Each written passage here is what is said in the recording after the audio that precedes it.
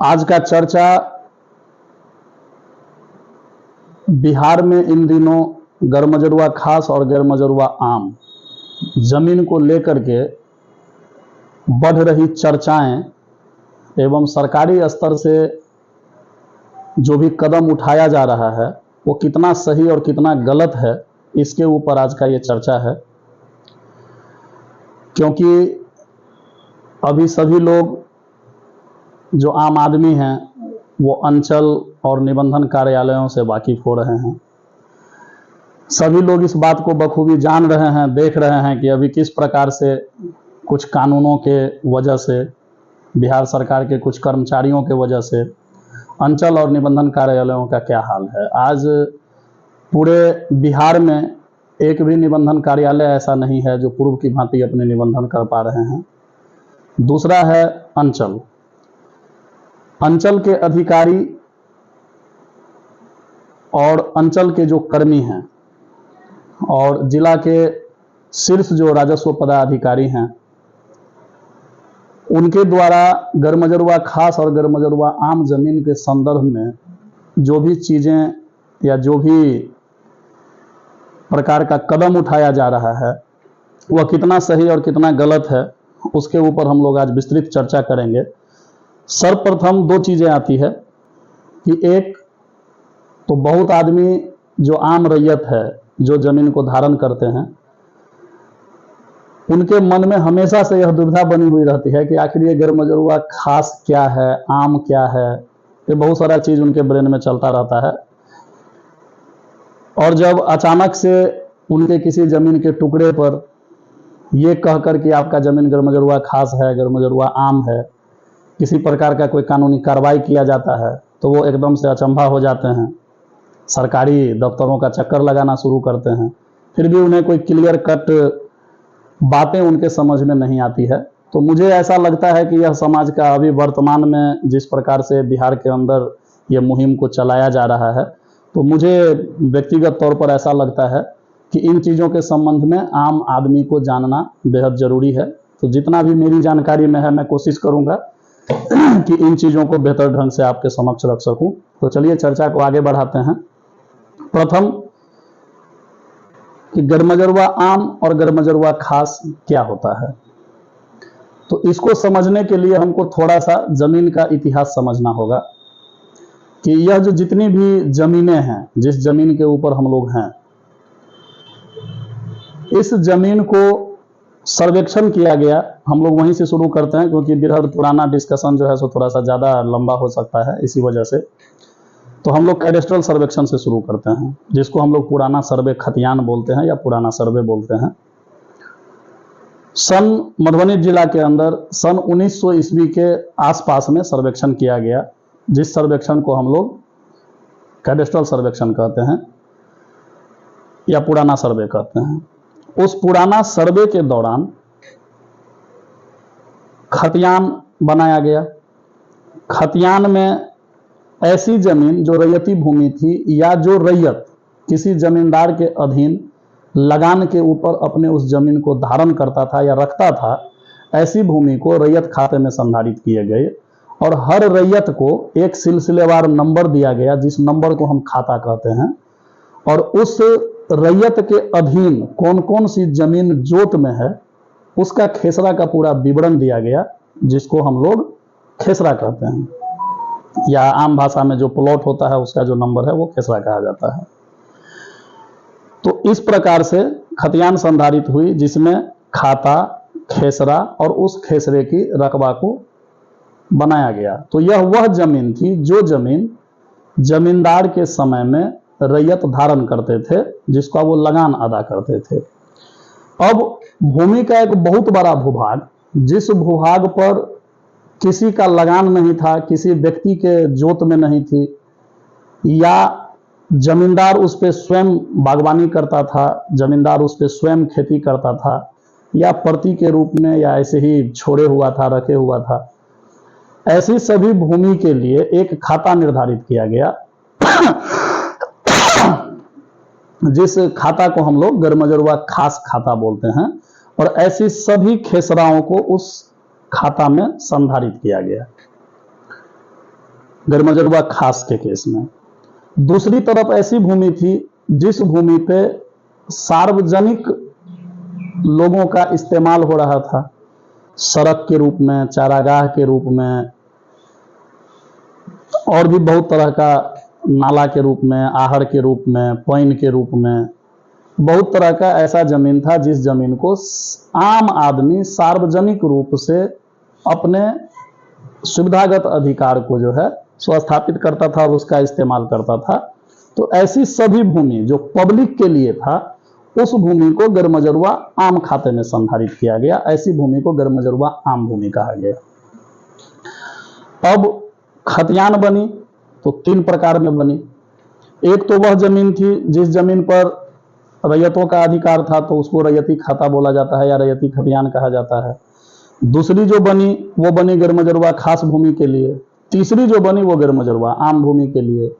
इस सब के अलावा और भी खतियान का रूप है, जैसे गरमजरुआ मालिक या गरमजरुआ खास कुछ मामलों में एक हद तक एक ही है।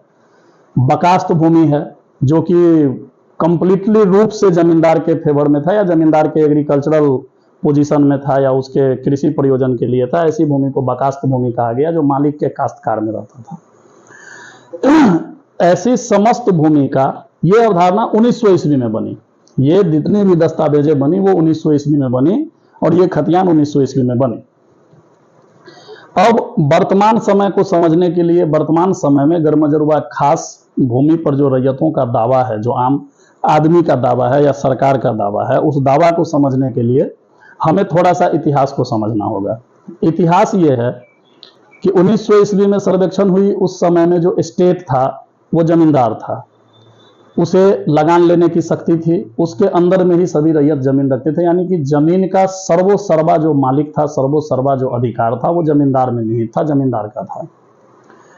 सन 1947 ईस्वी में भारत के आज़ाद होने के उपरांत बहुत आदमी को ये बात का कन्फ्यूजन रहता है कि जमींदारी उन्मूलन जो है 1950 में हुआ। ये बात सही है, लेकिन भारत के अंदर सर्वप्रथम इसका कयास बिहार ने ही किया और बिहार में जमींदारी एवोल्यूशन एक्ट जो है वो 1947 में ही बन चुकी थी, जिस एक्ट के अगेंस्ट में दरभंगा कामेश्वर सिंह महाराज ने दरभंगा सिविल कोर्ट में केस किया और उस केस को हाईकोर्ट रिकॉल करके अपने यहाँ सुनवाई के लिए बुलाया, क्योंकि उस समय का ये बहुत बड़ा मुद्दा था कि अगर उस केस में कुछ इधर उधर का डिसीजन हो जाता तो वो कंप्लीट जमींदारी उन्मूलन को खत्म कर सकता था। इसी वजह से उस केस की सुनवाई जो है पटना हाईकोर्ट में होती है और पटना हाईकोर्ट में सुनवाई के दौरान जब ये समझ लिया जाता है कि इस केस में मेरिट है और सरकार जो ये एक्ट बनाई है वो निराधार साबित हो सकता है, तो उस एक्ट को ही रिपील एक्ट के अंतर्गत जो है खत्म कर दिया गया 1948 के आसपास में। और फिर 1949 में एक विधेयक लाया गया आपको, जिसको भूमि सुधार अधिनियम 1950 का विधेयक बोलते हैं। ये 16 जुलाई 1949 को लाया गया था और 1950 में इस एक्ट को बनाया गया, जिसको भूमि सुधार अधिनियम 1950 का। उस एक्ट के खिलाफ दरभंगा के जो कामेश्वर सिंह महाराज थे, ये आपको हाईकोर्ट में पुनः जाते हैं और फुल बेंच डिसीजन उस केस में आया जो सरकार के अगेंस्ट था। यानी कि जो अधिनियम 1950 में बनाई गई उस एक्ट को खत्म कर दिया गया। हाईकोर्ट के फुल बेंच डिसीजन है। उस डिसीजन के अगेंस्ट में सरकार सुप्रीम कोर्ट जाती है और जमींदारी को खत्म करने के लिए उस समय में संविधान में प्रथम संशोधन जवाहरलाल नेहरू के समय में किया जाता है और 1951 में फर्स्ट अमेंडमेंट किया गया, संविधान में संशोधन करके उस एक्ट को प्रवित करवाया गया और उसको शेड्यूल 9 में डाला गया कि जमींदारी उन्मूलन से रिलेटेड किसी भी मैटर को या इस एक्ट को जो है सो जुडिशियल रिव्यू नहीं किया जा सकता, यानी कि सुप्रीम कोर्ट के अधिकार क्षेत्र से भी इस एक्ट को बाहर कर दिया गया और इस प्रकार से जमींदारी को खत्म किया गया। अब जमींदारी खत्म हो गई। जमींदारी खत्म होने के बाद सारी शक्ति सरकार में निहित हो गई। जमीनें जो जमींदार के पास में थी वो सरकार में निहित हो गई। अब मामला दो तरह से उठता है कि इसका प्रबंधन कैसे हो, किस हद तक और कौन सी जमीन सरकार की हुई। तो इसके लिए भूमि सुधार अधिनियम 1950 के जो नियमावलियां बनी, उस नियमावली में इसका स्पष्ट उल्लेख मिलता है, सारा वर्णन मिलता है कि किन जमीनों को जमींदार के साथ छोड़ा गया, किन जमीनों को जो है सो रैयती मान ली गई और कौन सी जमीन सरकार में निहित हो गई। उस पर आज हम लोग चर्चा करेंगे। गरमजरुआ खास भूमि जो एक 1946 से पूर्व किसी रैयत को जमींदार के द्वारा बंदोबस्त कर दिया गया था, वह जमीन रैयती मान ली गई। ऐसे जमीन पर रैयत अपना दावा रखता है तो उसको रैयती मान लिया जाता है, और बहुत सारी जमीन ऐसे हैं भी। दूसरी वैसी जमीन जो भूमि सुधार अधिनियम के धारा 5, 6 और 7 में इसका स्पष्ट वर्णन है कि किस प्रकार की भूमि जमींदार की भूमि मानी जाएगी या उसकी रैयती भूमि मानी जाएगी। उसके अलावा जो जमीन है वो सरकारी है, जिसको सरकार ने विभिन्न मौकों पर विभिन्न समय में, चाहे वो भूदान का समय आया हो, चाहे वो सीलिंग एक्ट के बाद जो है सो लोगों में वितरण की बात आई हो, या सरकार के द्वारा जो है महादलित, दलित या उस समय में जो भी भूमिहीन थे उनको जो है बहुत सारा पर्चा भी दिया गया, बहुत सारा सेटलमेंट किया गया। ये बातें एक तरफ है। अभी वर्तमान में गैरमजरूआ खास भूमि को लेकर के सरकार के द्वारा 2 चीजें चलाई गई। पहला कि एक दाखिल खारिज अधिनियम के अंतर्गत जो भूमि का नामांतरण हो रहा है, उस अधिनियम में गैरमजरूआ खास भूमि की दाखिल खारिज में मुझे लगता है शायद बिहार के सभी अंचल में एक शब्द में एक ऑर्डर दिया जाता है शुद्धि पत्र के ऊपर कि गैरमजरूआ खास खाते की भूमि है, अतः बाद को अस्वीकृत किया जाता है। दूसरा है, आज आप किसी भी निबंधन कार्यालय में चले जाइए, अगर गैरमजरूआ खास खाता है तो ऐसे भूमि को रोक सूची में डाल दिया गया है।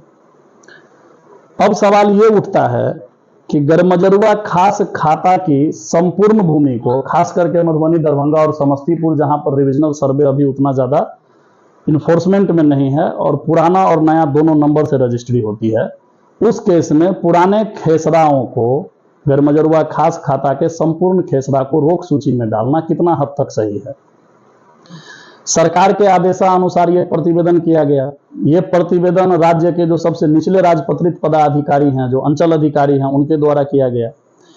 अंचल अधिकारियों ने बिना किसी मेरिट को चेक किए, अब क्या क्या मेरिट चेक करना है उस पर चर्चा हम लोग आगे करेंगे, बिना किसी मेरिट को चेक किए हुए जो 1900 ईस्वी में गैरमजरूआ खास खाता संधारित की गई थी, उस कंप्लीट खाता और खेसरा को प्रतिवेदित कर दिया, और उसी प्रतिवेदन के आधार पर अमूमन सभी निबंधन कार्यालय में उस संपूर्ण खाता खेसरा की भूमि को रोक सूची में डाल दिया गया।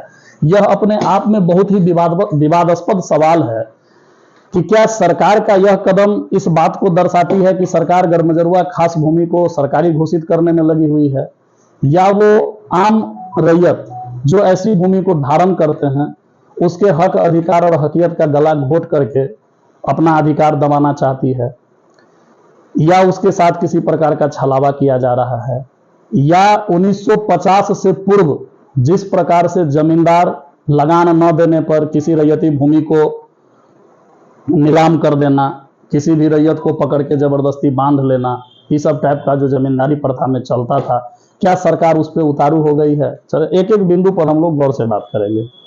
सर्वप्रथम गैरमजरूआ खास भूमि, तो पहले ही स्पष्टतया मैंने कह दिया है कि बिहार सरकार का 97 में भी एक नोटिफिकेशन है, उसके पूर्व भी एक नोटिफिकेशन है। बिहार भूमि सुधार अधिनियम 1950 के नियमावली में भी सारा चीज स्पष्ट रूप से वर्णन किया गया है। समय समय पर इस पर जो है विभाग के द्वारा दिशा निर्देश भी दिया जाता है। एक लेटर है बिहार सरकार का 925, शायद 2016 या 2014 का लेटर है। उस लेटर में भी इन जमीनों के साथ रैयती दावों को कैसे निष्पादित करना है उसका बृहद मार्ग निर्देश उसमें उपलब्ध कराया गया है। इन सब चीजों को नजरअंदाज करके आज राज्य के जो राजस्व अधिकारी हैं वो सरकारी जमीन चिल्लाते हुए गैरमजरूआ खास भूमि पर अपना अधिकार कहीं भी जाकर के खुटा गाड़ रहे हैं, कहीं भी जाकर के जेसीबी चला रहे हैं, कहीं भी जाकर के किसी भी प्रकार से कि यह सरकार की जमीन है ये कर रहे हैं। ये कितना हद तक सही है इसको हम लोग ऐसे जानने का कोशिश करेंगे कि सबसे पहले अगर आपके साथ भी इस टाइप की समस्या आती है तो आप 3 चीजों पे ध्यान दें। प्रथम कि खतियान में, सीएस खतियान में गैरमजरूआ खास भूमि दर्ज हो जाने से वह भूमि सरकारी नहीं है, फर्स्ट। सेकेंड चीज, क्योंकि भूतपूर्व जमींदार को जमीन को बंदोबस्ती करने की अधिकार थी और वो भूतपूर्व जमींदार बहुत सारे जमीन को बंदोबस्ती किए भी हैं। सेकेंड चीज कि जो बंदोबस्ती की गई, जमींदारी खत्म होने के बाद सरकार के द्वारा हर एक जमींदार से रिटर्न दाखिल करने के लिए कहा गया। जिसको हम लोग जमींदारी रिटर्न के नाम से जानते हैं। उस जमींदारी रिटर्न में जमींदार ने सरकार को हर एक मौजा में मौजावार अपने जमाबंदी का सूची दिया कि मैं फलाने जमाबंदी से, फलाने रैयत से फलाना फलाना फलाना टैक्स ले रहा हूं। साथ में गरमजरुआ खास भूमि के संबंध में एक बृहद रिटर्न दाखिल किया।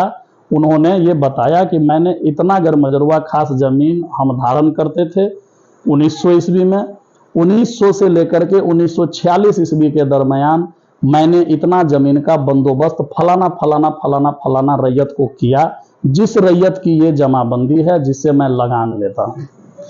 चूंकि ऐसे सभी बंदोबस्त को जायज माना गया अधिनियम 1950 में, तो जो रिटर्न गरमजरुआ खास जमीन के संबंध में जमींदार के द्वारा सरकार को सौंपा गया, उस रिटर्न के आधार पर बिहार सरकार के प्रवृत्त होने के बाद जमाबंदी पंजी में या तो उस स्टेट के जमाबंदी को एज इट इज रन किया गया, जिसके पन्ना पर केवल रेंट फिक्सेशन लिख करके, जिसका तात्पर्य ये था उस समय के दृष्टिकोण से कि यह जमाबंदी ऑलरेडी भूतपूर्व जमींदार में चल रही थी और सरकार में इसकी रेंट फिक्स हो चुकी है, जिसके लिए किसी भी वाद को लाने का, रेंट फिक्सेशन करवाने का ऐसा कोई प्रोविजन नहीं दिया गया था। रेंट फिक्सेशन का प्रोविजन जमींदार के जमीन के संबंध में था कि अगर अपने सीमा से ज्यादा भूमि उनको रखना है तो 10 गुना लगान पे वो भूमि को धारण कर सकता है, ना कि आम रैयत के केस में जो बंदोबस्त रैयत था। उस बंदोबस्त रैयत की कंप्लीट जमीन जो उस जमाबंदी में सन्निहित थी वो बिहार सरकार के रजिस्टर में एज इट इज उठ करके आया। अब चूंकि जमींदारी उन्मूलन के पश्चात गरमजरुआ खास जमीन के वितरण के सार्थकता को समझने के लिए, या यूं कहें कि जमीन का अच्छा से प्रबंधन करने के लिए, सरकार ने हर एक प्लॉट पर कर्मियों को भेज करके एक सर्वेक्षण करवाया और एक पंजी तैयार करवाया, जिसको हम लोग फील्ड बुझारत पंजी के नाम से जानते हैं।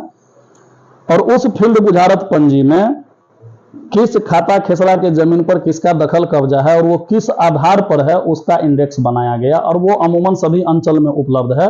यह बात अलग है कि गरमजरुआ खास के संबंध में ऐसे सभी पंजियों में प्रविष्टि को, राजस्व प्रविष्टि को जो है सो एक सिरे से खारिज कर दिया जाता है और सरकार एक ही बात करती है, गरमजरुआ खास मतलब सरकारी जमीन, जो एक अवधारणा आज के डेट में बना हुआ है। तो उसमें दखल का स्वरूप जनाया गया है और ऐसी भूमि का बिहार सरकार में भी रसीद कटना शुरू हुआ।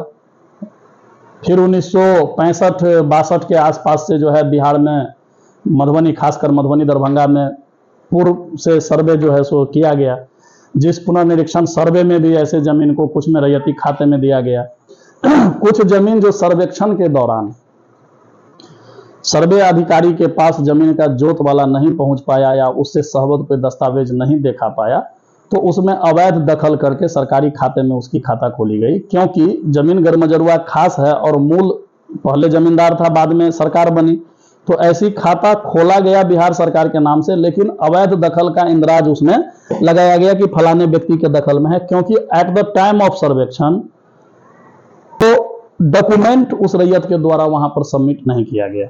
इस वजह से वहां अवैध कॉलम का इंद्राज है, जिसको सर्वेक्षण एवं बंदोबस्त पदाधिकारी के द्वारा एक सीमित समय पीरियड में जो है उसमें अपील ला करके बहुत सारे लोगों ने सुधार करवाया, बहुत लोगों ने नहीं करवाया। अब ऐसे में सवाल यह उठता है कि अभी जो जमीन गरमजरुआ खास है और किसी आम रैयत के दखल कब्जा में है, जिसमें स्वत्व संबंधी किसी भी प्रकार का किसी न्यायालय से कोई आदेश नहीं है, ऐसे जमीन में सरकार के अधिकारियों के द्वारा जो इस टाइप का हस्तक्षेप कितना जायज है?